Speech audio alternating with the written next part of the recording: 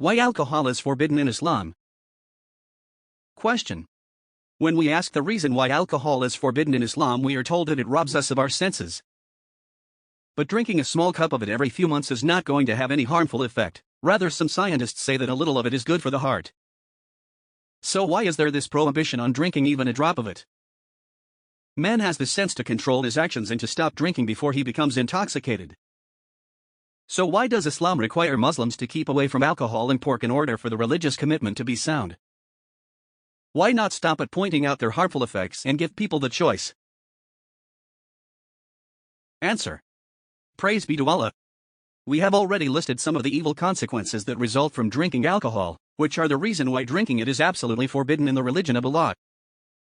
Firstly, we welcome you to our site as a seeker of truth, and we ask Allah to make our answer clear and to show you, after you read it and think about it, the fairness, wisdom and perfection of Islamic Sharia, which will make you think for yourself and seek the truth and follow it. Secondly, it is affirmed by our Islamic Sharia that it came to bring and increase good things, and to ward off and reduce harmful things. Whatever is beneficial or mostly beneficial is permissible, halal, and whatever is harmful or mostly harmful is forbidden, haram. Alcohol undoubtedly falls into the second category. Allah says, interpretation of the meaning. They ask you, O Muhammad, concerning alcoholic drink and gambling. Say, in them is a great sin, and, some, benefits for men, but the sin of them is greater than their benefit. Al-Baqarah 2:219. The harmful and evil effects of alcohol are well known to all people, to knowledgeable and ignorant alike. Among the harmful effects of alcohol is that which was mentioned by Allah, interpretation of the meaning. O you who believe! Intoxicants, all kinds of alcoholic drinks, and gambling, and al-ansab, stone altars for sacrifices to idols, jinn, etc. And al-azlam, arrows for seeking luck or decision, are an abomination of shaitans, Satan's, handiwork. So avoid, strictly all, that, abomination, in order that you may be successful. 91. Shaitan, Satan, wants only to excite enmity and hatred between you with intoxicants, alcoholic drinks, and gambling, and hinder you from the remembrance of Allah and from as-salat, the prayer. So, will you not then abstain? Al-Ma'idah 5:90-91. In these two verses Allah emphatically forbids alcohol, when he mentions it in conjunction with al-ansab, stone altars for sacrifices to idols, jinn, etc. and al-azlam, arrows for seeking luck or decision, which were symbols of shirk that were widespread in the Arabian Peninsula before Islam, and he describes it as being the shaitan's handiwork, which is immorality and evil. And Allah commands us to avoid it and describes that as being the means that leads to success. And he describes its spiritual harm as hindering man from carrying out the obligations and duties enjoined by Sharia, namely remembrance of Allah, dhikr, and prayer. Alcohol leads to many harmful things, and deserves to be called the mother of all evils, as it was described by our Prophet, peace and blessings of Allah be upon him, who said, alcohol is the mother of all evils. A Hasan hadith quoted by Al-Albani in Al-Silsila Al-Sahihah, 1854. And the Messenger of Allah, peace and blessings of Allah be upon him, said, alcohol is the mother of all evils, the greatest of major sins.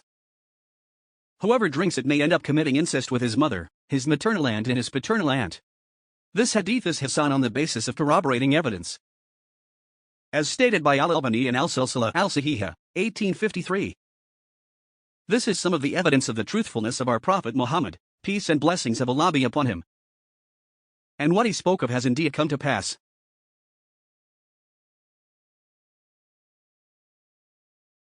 Have you not heard the news about that young man who came home drunk and committed incest with his mother after imbibing intoxicants?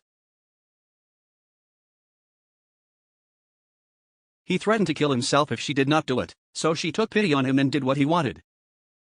Then when he came to his senses and realized what had happened, he killed himself. Look at how things ended after he drank alcohol. He committed incest with his mother, then he killed himself. We ask Allah to keep us safe and sound. The Encyclopedia Britannica states that most cases of sexual assault against relatives such as sisters, mothers, and daughters happen under the influence of alcohol. With regard to those who say that drinking a little alcohol is good for the heart, the response to that is, 1. Modern research has proven that what is said about the benefits of alcohol for the heart and that it dilates the arteries is a serious mistake. Alcohol does not dilate the arteries that bring nutrition to the heart, as was thought in the past, rather it dilates the veins that lie beneath the skin, whilst at the same time constricting the arteries, because of the accumulation of fats and cholesterol in them. This contributes to blood clots in the heart and angina, especially when it is accompanied by smoking, which contributes to congestion and narrowing of the arteries. Alcohol also affects the muscle of the heart itself, when it becomes poison and dysfunctional, especially after drinking beer that contains cobalt, as when the heart becomes inflamed as a result of exhaustion when burning alcohol.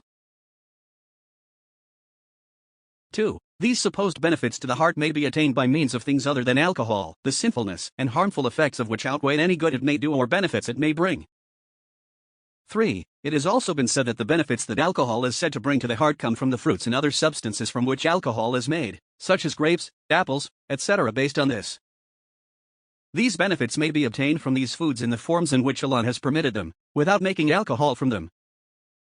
4. We should weigh up those benefits to the heart, if they are true, against the destructive effects that alcohol has on health, which you can find out about by consulting any medical reference work that speaks of addiction to alcohol and its destructive effects on man. See for example, Al-Ibn al-Kuhuli by Dr. Nabil Subhi al-Tawil, published by Musassad al-Rizala, Beirut. Abhath wa Yamal al-Mu'tamar al-Alhami al-Failaf wa al-Radiyan al-Tib al-Islami, published in Kuwait, 1405 AH, 1407 AH. Because some people in the past, like some of their counterparts nowadays, thought that wine had some benefits. Tariq ibn Suwaid al-Jafai, one of the companions of the Prophet, peace and blessings of Allah be upon him, came and asked him about alcohol, and he forbade it. He said, "We make it as a remedy." He said, "It is not a remedy, rather it is a disease." Narrated by Muslim. This is a sign that his prophethood was true. With regard to your saying that man has the sense to control his actions and to stop drinking before he becomes intoxicated, this pays no attention to the ways of the accursed Shaitan, who seeks to distance people from the Lord of the worlds. It is also the words of one who does not know, or perhaps chooses to ignore, how a drinker's relationship with alcohol begins until he becomes drunk or addicted. The Shaitan gradually leads a person from a little to a lot, from minor to major, from sin to kafir, as much as he can, step by step. This is what the Lord of the Worlds refers to in Surah Al-Nur, where he says, interpretation of the meaning. O you who believe, follow not the footsteps of Shaitan, Satan. And whosoever follows the footsteps of Shaitan, Satan, then, verily, he commands al-fasha, i.e. to commit indecency, illegal sexual intercourse, and al-munkar, disbelief and polytheism, i.e. to do evil and wicked deeds, and to speak or to do what is forbidden in Islam.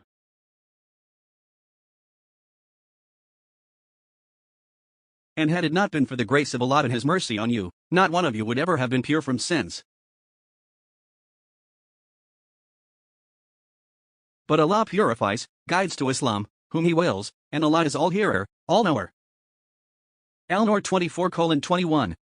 The poet also referred to this when he said, a glance, then a smile, then a greeting, then words, then an appointment, then a meeting.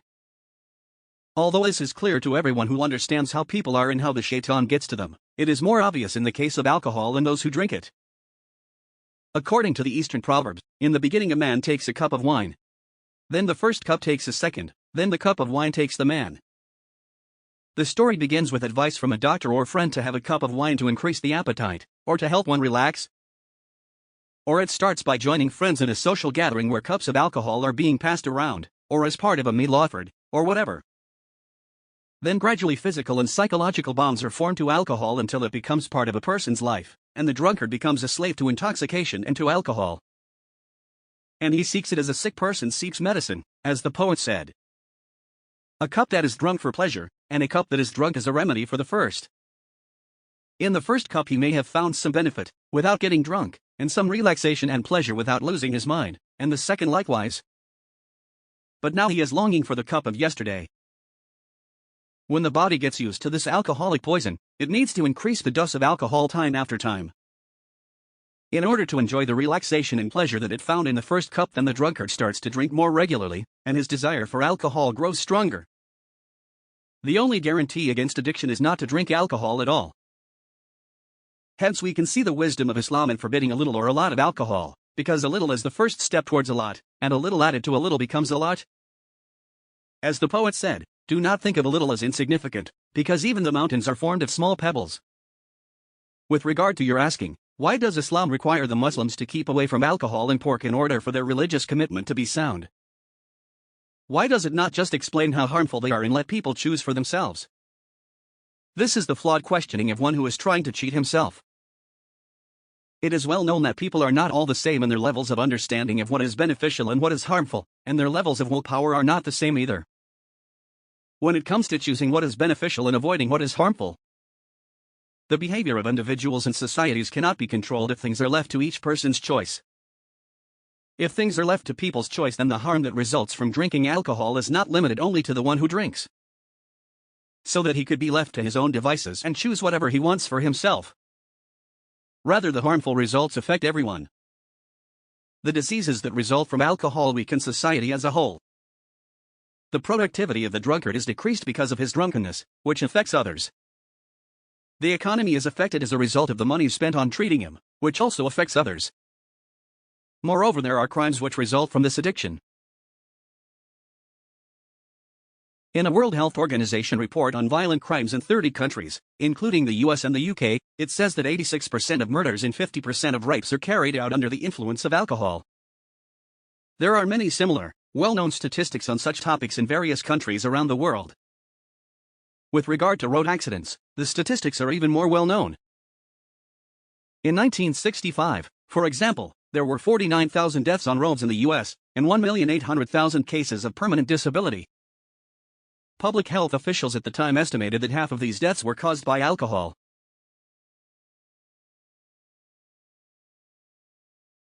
The losses resulting from these deaths in that year alone were valued at $8,900 million.